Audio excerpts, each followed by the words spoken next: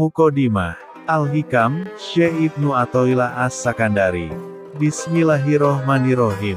Segala puji bagi Allah, Tuhan yang mengisi dan memenuhi hati para walinya dengan kasih sayangnya, dan mengistimewakan jiwa mereka dengan memperhatikan kebesarannya, dan mempersiapkan rahasia mereka untuk menerima marifatnya. Maka hati nurani mereka merasa bergembira dalam kebun marifatnya dan roh mereka terasa nikmat di alam malakutnya, sedang rahasia mereka berenang di lautan jabarutnya. Maka keluar dari alam pikiran mereka berbagai permata ilmu, dan dari lidah mereka mutiara hikmah. Maha suci Allah yang memilih mereka untuk mendekat padanya dan mengutamakan mereka dengan kasih sayangnya. Maka terbagi antara mereka yaitu 1.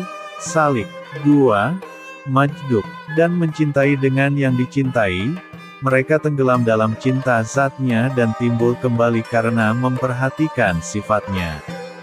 Kemudian sholawat dan salam atas Rasulullah Muhammad Sallallahu Alaihi Wasallam, sumber dari semua ilmu dan cahaya, bibit dari semua marifat dan sir atau rahasia. Dan semoga Allah ridho pada keluarga dan sahabatnya yang tetap taat mengikuti jejaknya, amin ya robbal alamin. Adapun dalam segala masa, maka ilmu tasawuf yang dahulunya, atau hakikat ilmu tauhid untuk mengenal Allah, maka termasuk semulia-mulianya ilmu terbesar dan tertinggi, sebab ia sebagai intisari daripada syariat, bahkan menjadi sendi yang utama dalam agama Islam. Sebab Allah telah berfirman, "Wa ma khalaqtul jinna wal insan illa liya'budun," artinya, tidaklah aku menciptakan jin dan manusia kecuali supaya mereka menyembah aku. Karena pengertian ilmu tauhid telah berubah namanya menjadi ilmu kalam, ilmu filsafat yang sama sekali, seakan-akan tidak ada hubungannya dengan akhlak dan amal usaha. Maka timbul nama ilmu tauhid yang dijernihkan kembali dari sumber yang semula diajarkan dan dilakukan oleh Nabi Shallallahu Alaihi Wasallam dan sahabatnya.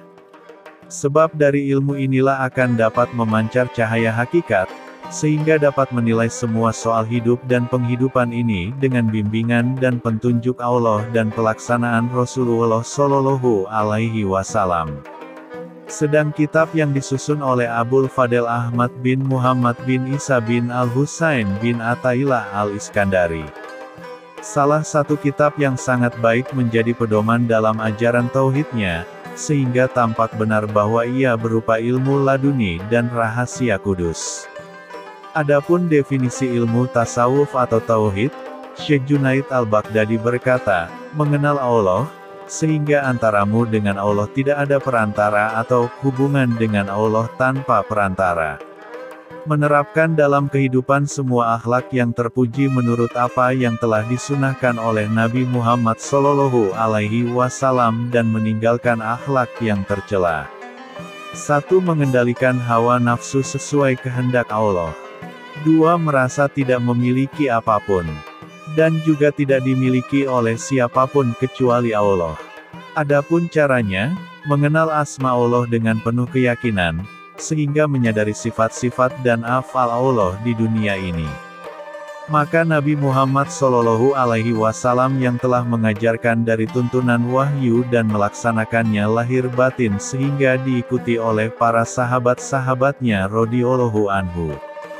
Adapun manfaatnya, mendidik hati sehingga mengenal zat Allah, sehingga berbuah kelapangan dada, kesucian hati dan berbudi pekerti yang luhur menghadapi semua makhluk. Abul Hasan Asyazili radhiyallahu anhu berkata, pengembaraan kami terdiri di atas 5. 1. Takwa kepada Allah lahir dan batin dalam kesendirian dan di depan publik. 2. Mengikuti sunnah Rasulullah Shallallahu Alaihi Wasallam dalam semua kata dan perbuatan. 3. Mengabaikan semua makhluk dalam kesukaan ataupun dalam kebencian mereka, artinya tidak menghiraukan apakah mereka suka atau benci. 4. Rela dan ridha menurut hukum takdir Allah, baik yang ringan maupun yang berat. 4. Kembali kepada Allah dalam suka dan duka. Maka untuk melaksanakan takwa harus berlaku wara, yaitu menjauhkan diri dari yang makruh, syubhat dan haram. Dan tetap istiqomah dalam mentaati semua perintah dan tetap tabah tidak berubah. Dan untuk melaksanakan sunnah Rasulullah Shallallahu Alaihi Wasallam, harus berhati-hati dan menerapkan budi pekerti yang baik. Dan mengabaikan makhluk dengan sabar dan tawakal artinya berserah diri kepada Allah Subhanahu wa Ta'ala.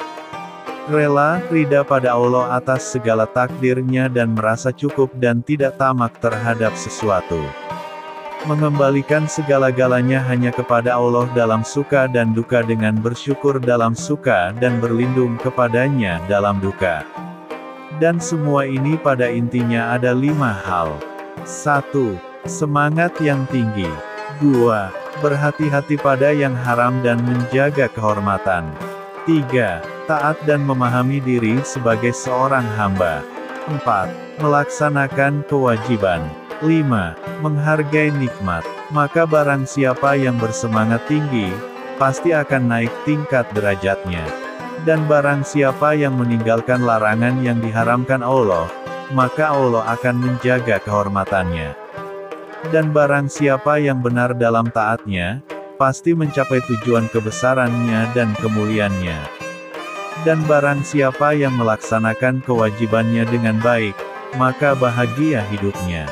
Dan barang siapa yang menghargai nikmat, berarti mensyukuri dan selalu akan menerima tambahan nikmat yang lebih besar dari Allah Subhanahu wa Ta'ala. Abul Hasan Asyazili radhiyallahu an berkata, "Aku dipesan oleh guruku Abdussalam bin Masisi radhiyallahu anhu, janganlah kamu melangkahkan kaki kecuali untuk sesuatu yang dapat mencapai keridhaan Allah, dan jangan duduk di majelis kecuali yang aman dari murka Allah. Dan jangan bersahabat kecuali kepada orang yang dapat membantu berbuat taat kepada Allah. Dan jangan memilih sahabat qorib kecuali orang yang menambah keyakinanmu terhadap Allah, yang demikian ini sudah jarang untuk didapatkan." Sayyid Ahmad Al-Badawi radhiyallahu an berkata, "Perjalanan kami berdasarkan kitab Allah dan sunnah Rasulullah Muhammad Shallallahu Alaihi Wasallam yaitu 1. Benar dan jujur. 2. Bersih hati. 3. Menepati janji. 4. Bertanggung jawab dalam tugas dan derita. 5. Menjaga kewajiban." Seorang muridnya yang bernama Abdul Ali bertanya, apakah syarat yang harus diperbuat oleh orang yang ingin menjadi wali Allah? Jawabnya yaitu, seorang yang benar-benar dalam syariat ada 12 tanda-tandanya. 1. Benar-benar mengenal Allah, yakni mengerti benar tauhid dan penuh keyakinan kepada Allah. 2. Menjaga benar-benar perintah Allah. 3. Berpegang teguh pada sunnah Rasulullah Shallallahu Alaihi Wasallam. 4. Selalu berwudu, bila berhadas segera berwudu kembali. 5. Rela menerima ketentuan atau takdir Allah dalam suka maupun duka. 6. Yakin terhadap semua janji Allah. 7. Putus harapan dari semua apa yang di tangan makhluk. 8.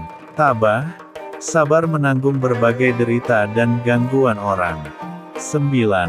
Rajin mentaati perintah Allah. 10. Kasih sayang terhadap semua makhluk Allah. 11. Tawadu, merendah diri terhadap yang tua dan muda. 12. Menyadari selalu bahwa syaitan itu adalah musuh yang nyata dan utama. Sedangkan kendaraan syaitan itu dalam hawa nafsu dirimu sendiri dan selalu berbisik untuk mempengaruhimu. Firman Allah, "Inna syaitona lakum aduun fatahisuhu aduwa", artinya, sesungguhnya syaitan itu musuh bagimu, maka perlakukanlah ia sebagai musuh. Quran Surat Fatir ayat 6. Kemudian Ahmad Al-Badawi melanjutkan nasihatnya, "Wahai Abdul Ali, berhati-hatilah kepada cinta dunia, sebab itu bibit segala dosa, dan dapat merusak amal saleh." Sebagaimana sabda Rasulullah Shallallahu Alaihi Wasallam, "Hubu dunia roksu kuli hotiyah." Cinta pada dunia itu sumber segala kejahatan. Sedangkan Allah Subhanahu wa Ta'ala berfirman, Innoloha ma'alazina taqaw walazina hum muhsinun, artinya, sesungguhnya Allah berserta orang-orang yang bertakwa, dan orang-orang yang berbuat kebaikan. Quran Surat An-Nahl ayat 128. Orang boleh mempunyai kekayaan di dunia ini, tetapi Rasulullah Shallallahu Alaihi Wasallam melarang, jangan cinta dunia. Kalaupun cinta dunia wajib seperti Nabi Sulaiman alaihi salam dan para sahabat yang kaya, kita harus menundukkan dunia, bukan dunia yang menundukkan kita, dan dunia itu tidak boleh diletakkan di dalam hati. Lanjutan nasihat Sayyid Ahmad Al-Badawi kepada muridnya yaitu, wahai Abdul Ali, kasihanilah anak yatim, dan berikan pakaian pada orang yang tidak berpakaian, dan beri makan pada orang yang lapar, dan hormatilah tamu, dan orang dalam perantauan atau fisabilillah. Semoga dengan begitu kamu diterima oleh Allah. Dan perbanyaklah zikir, jangan sampai termasuk golongan orang yang lalai atau gofil di sisi Allah. Dan ketahuilah bahwa 1 rakaat di waktu malam lebih baik dari 1000 rakaat di waktu siang. Dan jangan mengejek dan merendahkan orang yang tertimpa musibah. Dan jangan berkata ghibah atau namimah, artinya jangan membicarakan aib seseorang atau mengadu domba seseorang dengan yang lain. Dan jangan membalas mengganggu orang yang telah mengganggumu. Dan maafkan orang yang menganiayamu. Dan berilah pada orang yang kikir padamu, artinya kasihlah sesuatu kepada orang yang kikir padamu. Jangan ikut-ikutan jadi kikir. Dan berlaku baik pada orang yang jahat padamu. Dan sebaik-baik moral atau budi pekerti seseorang ialah, yang sempurna imannya. Dan barang siapa tidak berilmu, maka tidak berharga di dunia dan akhirat. Dan barang siapa yang tidak sabar, tidak berguna ilmunya. Barang siapa yang tidak dermawan, tidak mendapat keuntungan dari kekayaannya. Barang siapa tidak sayang kepada sesama manusia, tidak mendapat hak syafaat di sisi Allah. Barang siapa yang tidak bertakwa, tidak berharga di sisi Allah. Dan barang siapa yang tidak memiliki sifat-sifat ini, tidak akan mendapat tempat di surga. Berzikirlah kepada Allah dengan hati yang khusyuk, dan waspadalah terhadap sesuatu yang melalaikan, sebab lalai itu menyebabkan hati beku. Dan serahkan dirimu pada Allah, dan relakan hatimu menerima musibah dan ujian, sebagaimana kegembiraanmu ketika menerima nikmat, dan tundukkan hawa nafsumu dengan meninggalkan syahwat. Ila Hadrati Syekh Ibn Athaillah As-Sakandari Al-Fatihah. Bismillahirrahmanirrahim. Al-Hikam Pasal 1. Judul, Bersandar pada Amal. Bersandarlah pada Allah, jangan pada amal. Di antara tanda-tanda orang yang senantiasa bersandar kepada amal-amalnya, adalah kurangnya ar-raja, rasa harap kepada rahmat Allah di sisi alam yang fana. Syarah, ar-raja adalah istilah khusus dalam terminologi agama, yang bermakna pengharapan kepada Allah Ta'ala. Pasal Al-Hikam yang pertama ini bukan ditujukan ketika seseorang berbuat salah, gagal atau melakukan dosa. Karena ar-raja lebih menyifati orang-orang yang mengharapkan kedekatan dengan Allah, untuk takarub. Kalimat, wujudi zalal, artinya segala wujud yang akan hancur, alam fana. Menunjukkan seseorang yang hidup di dunia dan masih terikat oleh alam hawa nafsu dan alam syahwat. Itu semua adalah wujud al-zalal, wujud yang akan musnah. Seorang mukmin yang kuat tauhidnya, sekalipun masih hidup di dunia dan terikat pada semua wujud yang fana, namun harapannya semata kepada Allah Ta'ala. Seorang mukmin yang kuat tauhidnya, sekalipun masih hidup di dunia dan terikat pada semua wujud yang fana, namun harapannya semata kepada Allah Ta'ala. Jika kita berharap akan rahmatnya, maka kita tidak akan menggantungkan harapan kepada amal-amal kita, baik itu besar ataupun kecil. Dan hal yang paling mahal dalam suluk adalah hati, yaitu apa yang dicarinya dalam hidup. Dunia ini akan menguji sejauh mana kualitas raja, harap kita kepada Allah Ta'ala. Rasulullah Shallallahu Alaihi Wasallam bersabda, tidaklah seseorang masuk surga dengan amalnya. Ditanyakan, sekalipun engkau wahai Rasulullah? Beliau bersabda, sekalipun saya, hanya saja Allah telah memberikan rahmat kepadaku. Hadits riwayat Bukhari dan Muslim. Orang yang melakukan amal ibadah itu pasti punya pengharapan kepada Allah, meminta kepada Allah supaya hasil pengharapannya, akan tetapi jangan sampai orang beramal itu bergantung pada amalnya, karena hakikat yang menggerakkan amal ibadah itu Allah, sehingga apabila terjadi kesalahan, seperti terlanjur melakukan maksiat, atau meninggalkan ibadah rutinnya, ia merasa putus asa dan berkurang pengharapannya kepada Allah, sehingga apabila berkurang pengharapan kepada rahmat Allah, maka amalnya pun akan berkurang dan akhirnya berhenti beramal. Seharusnya dalam beramal itu semua dikehendaki dan dijalankan oleh Allah, sedangkan diri kita hanya sebagai media berlakunya kudrat Allah. Kalimat La ilaha illallah. Tidak ada Tuhan, berarti tidak ada tempat bersandar, berlindung, berharap kecuali Allah. Tidak ada yang menghidupkan dan mematikan, tidak ada yang memberi dan menolak melainkan Allah. Pada dasarnya syariat menyuruh kita berusaha dan beramal. Sedang hakikat syariat melarang kita menyandarkan diri pada amal dan usaha itu, supaya tetap bersandar pada karunia dan rahmat Allah Subhanahu wa Ta'ala. Apabila kita dilarang menyekutukan Allah dengan berhala, batu, kayu, pohon, kuburan, binatang dan manusia, maka janganlah menyekutukan Allah dengan kekuatan diri sendiri, seakan-akan merasa sudah cukup kuat dapat berdiri sendiri tanpa pertolongan Allah, tanpa rahmat, taufik, hidayat dan karunia Allah Subhanahu wa Ta'ala. Al-Hikam Pasal 2, Bismillahirrahmanirrahim, Syahwat dan Himah, Tajrid dan Kasab, keinginanmu untuk tajrid, sementara Allah masih menegakkan engkau di dalam asbab, merupakan syahwah yang tersamar, halus. Dan keinginanmu kepada asbab, pada saat Allah sudah menegakkan engkau dalam tajrid, merupakan suatu kejatuhan dari himah yang tinggi. Syarah. Dalam pasal ini, Ibnu Athaillah menggunakan beberapa istilah baku dalam Khazanah Sufi, yang harus dipahami terlebih dahulu agar mendapatkan pemahaman yang utuh. Istilah-istilah itu adalah tajrid, asbab, syahwat dan himah. Tajrid secara bahasa memiliki arti penanggalan, pelepasan, atau pemurnian.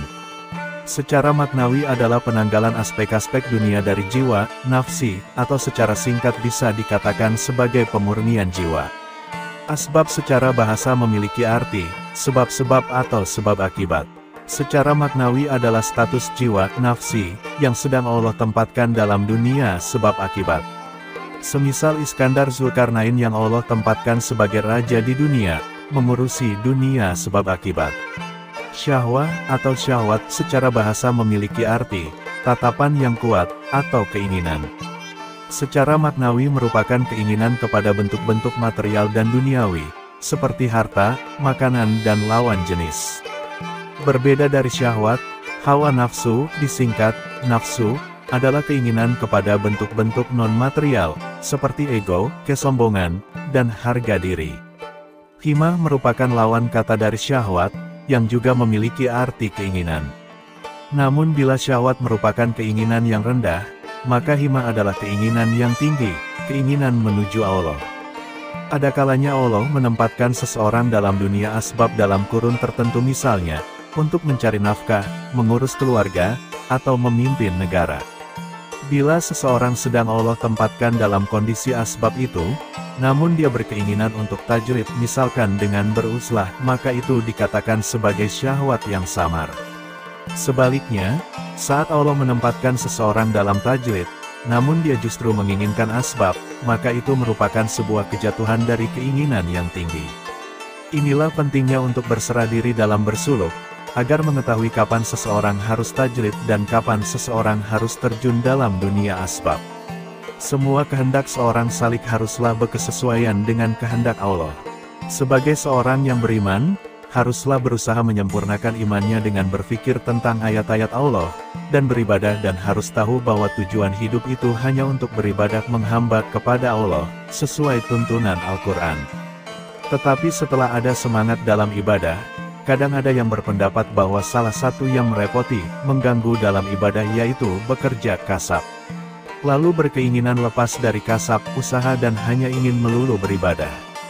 Keinginan yang seperti ini termasuk keinginan nafsu yang tersembunyi, samar. Sebab kewajiban seorang hamba, menyerah kepada apa yang dipilihkan oleh majikannya. Apalagi kalau majikan itu adalah Allah yang maha mengetahui tentang apa yang terbaik bagi hambanya.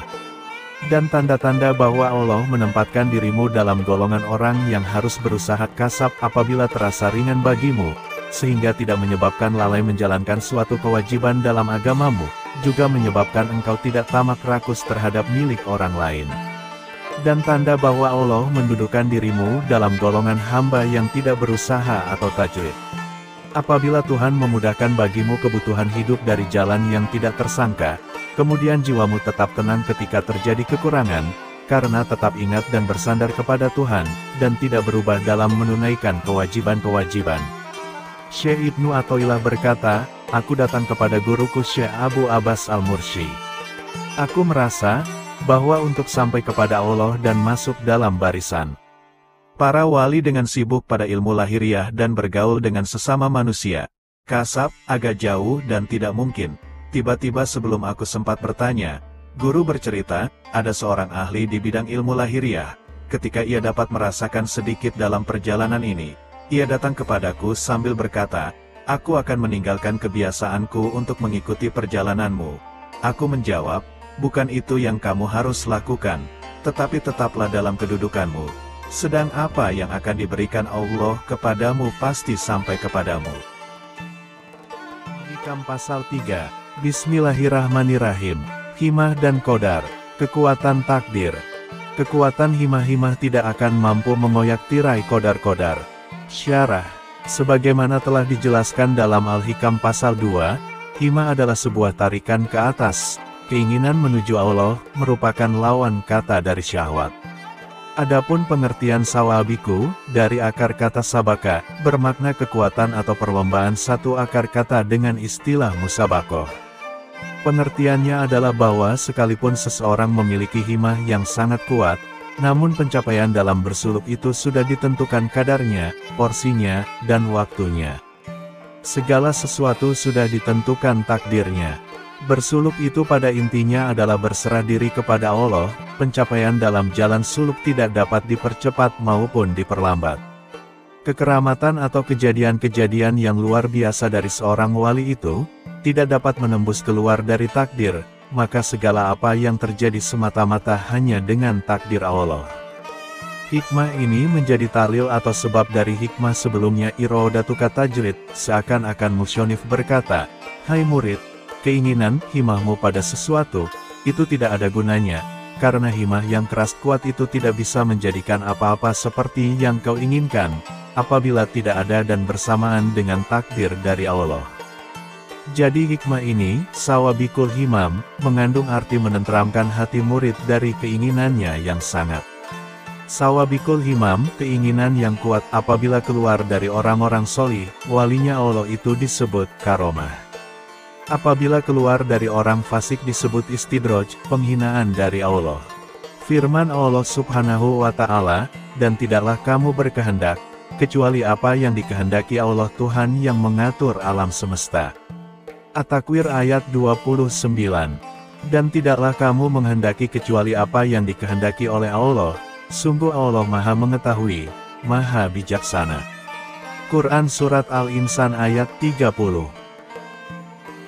Al-Hikam pasal 4. Bismillahirrahmanirrahim. Istirahatkan dirimu dari pengaturan, jangan ikut mengatur. Istirahatkan dirimu dari tadbir, melakukan pengaturan-pengaturan, maka apa-apa yang selainmu, Allah telah melakukannya untukmu, janganlah engkau turut mengurusinya untuk dirimu.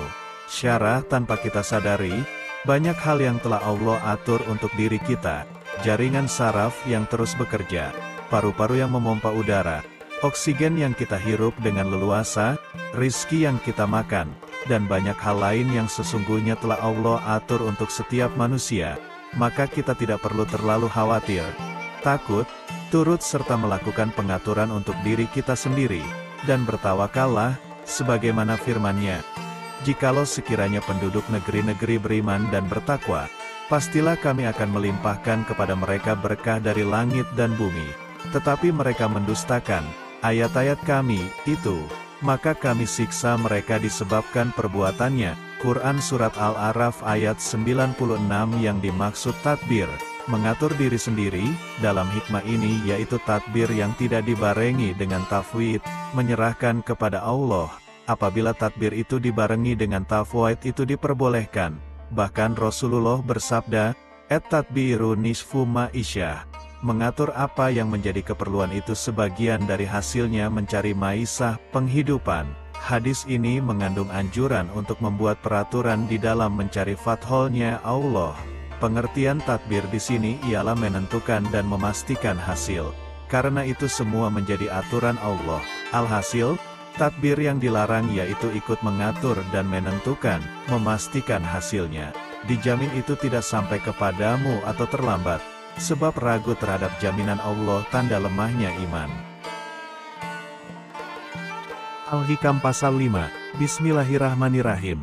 Basirah, tanda mata hati yang buta. Kesungguhanmu pada apa-apa yang telah Allah Ta'ala jamin bagimu, dan kelalaianmu pada apa-apa yang Allah Ta'ala tuntut darimu, merupakan bukti atas lenyapnya basirah darimu. Syarah, basirah adalah istilah teknis agama untuk mata hati, yang memiliki fungsi spesifik. Di dalam Al-Quran terdapat banyak kata tentang basirah.